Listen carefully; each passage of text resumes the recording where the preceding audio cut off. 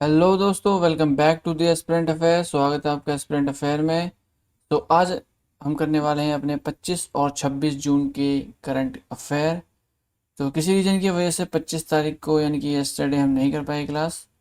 तो जितने भी 25 तारीख के क्वेश्चन बने हैं और 26 तारीख के, हम उन सभी को आज कवर करेंगे। आई होप आपको जो क्लास इंपॉर्टेंट लगने वाली है आपके पेपर पॉइंट ऑफ व्यू से। और अभी तक आपने चैनल को सब्सक्राइब नहीं किया, चैनल को सब्सक्राइब कर लें। तो चलिए स्टार्ट करते हैं अपने पहले क्वेश्चन के साथ।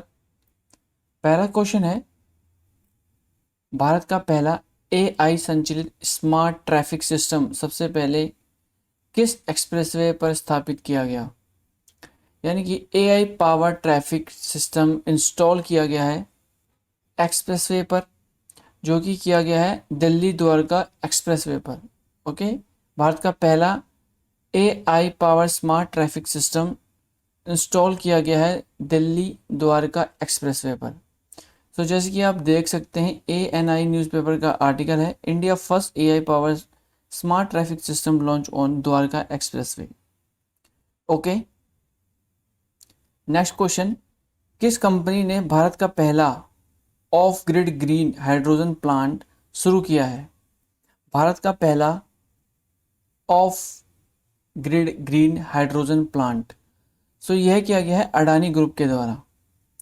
ओके, अडानी ग्रुप ने भारत का पहला off grid green hydrogen plant install किया है। सो जैसे कि आप देख सकते हैं, मिंट का आर्टिकल है। नेक्स्ट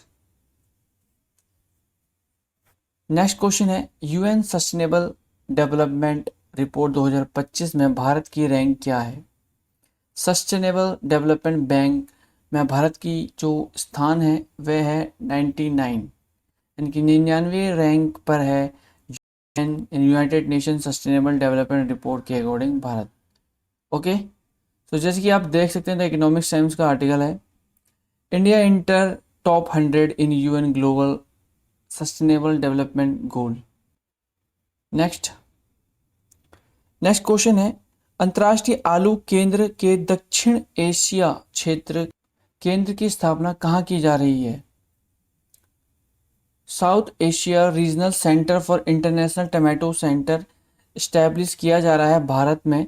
आपको इस क्वेश्चन में बताना है कि वो भारत के किस राज्य में किया जा रहा है, जिसे केंद्र सरकार द्वारा अप्रूव कर दिया गया है।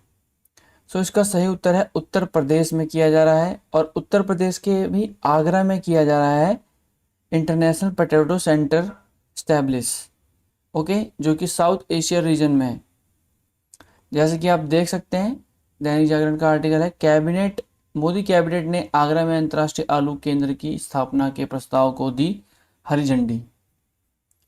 ओके, नेक्स्ट क्वेश्चन है, ICMR ने निपा वायरस का पता लगाने के लिए लैंप तकनीक पर आधारित एक पोर्टेबल टेस्ट किट डेवलप की है।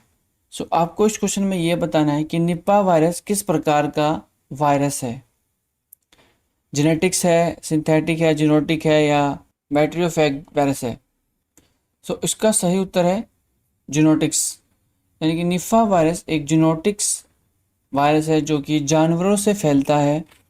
इसके लिए ICMR ने एक लैम्प बेस यानी loop modification isolation amplified base एक पोर्टेबल टेस्ट किट बनाया है, जिसके आधार पर 1 या 2 घंटे में उसका पता लगाया जा सकता है। ओके, सो जैसे कि आप देख सकते हैं, ANI का आर्टिकल है, indigenous rapid detection kit ready to detect Nipah virus with 100% accuracy rate. Okay, और जो निफा वायरस है इसकी फर्टिलिटी रेट है 50%, यानी कि अगर ये किसी को हो जाए तो 10 लोगों को अगर ये हो जाए तो उसमें से 5 लोगों का मरना तय है। ये इतना खतरनाक है। ओके, नेक्स्ट नेक्स्ट क्वेश्चन है, ग्लोबल पीस इंडेक्स 2025 के अनुसार भारत की स्थान क्या है? ग्लोबल पीस इंडेक्स 2025 रिलीज हुआ है रिसेंटली। सो इसका जो सही उत्तर है यह है 115, यानी कि इंडिया ग्लोबल पीस इंडेक्स 2025 में 115वें रैंक पर है।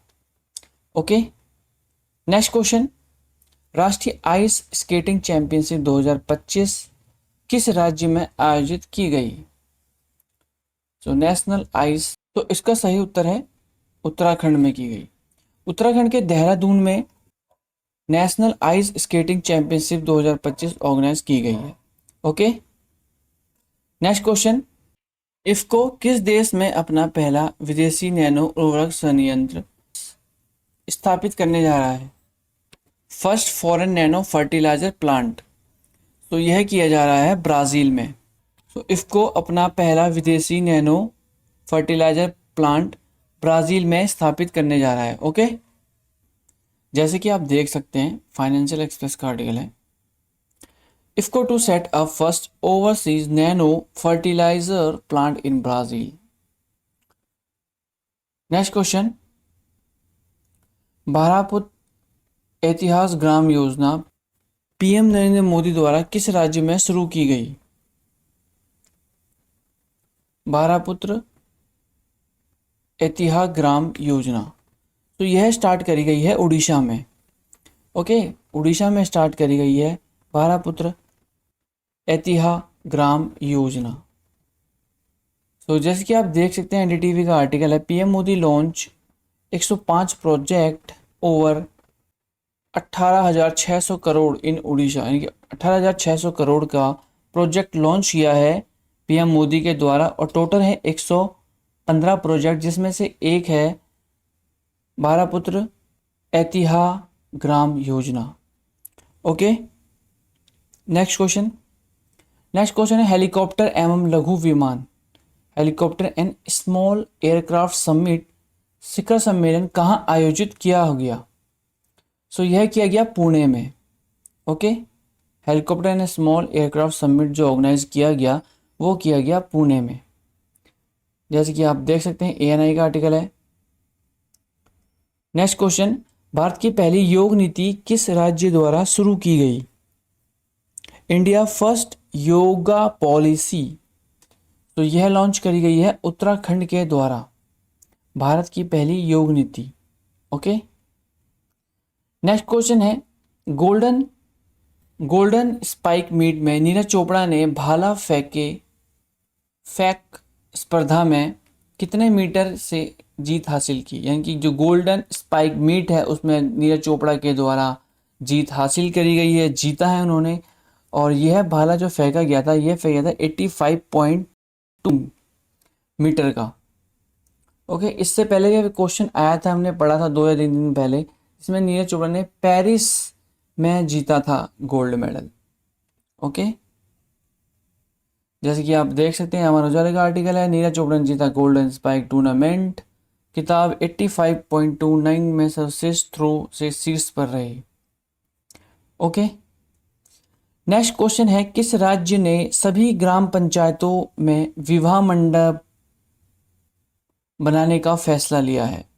तो which government has decide to build vivah mandap in all ग्राम पंचायत? ये ग्राम पंचायत में विवाह मंडल भी बनाया जाएगा, जितने भी ग्राम पंचायत होंगी वहाँ पर। तो यह किया गया है बिहार राज्य के द्वारा। ओके, बिहार सरकार ने डिसाइड किया है कि जितने भी ग्राम पंचायत होंगे उनमें विवाह मंडप बनाया जाएगा। तो जैसे कि आप देख सकते हैं आज तक का आर्टिकल है, नीतीश कुमार का बड़ा फैसला, परिवारों के लिए हर पंचायत में बनेंगे मैरिज हॉल, चाहे विवाह भवन भी आप कह सकते हो।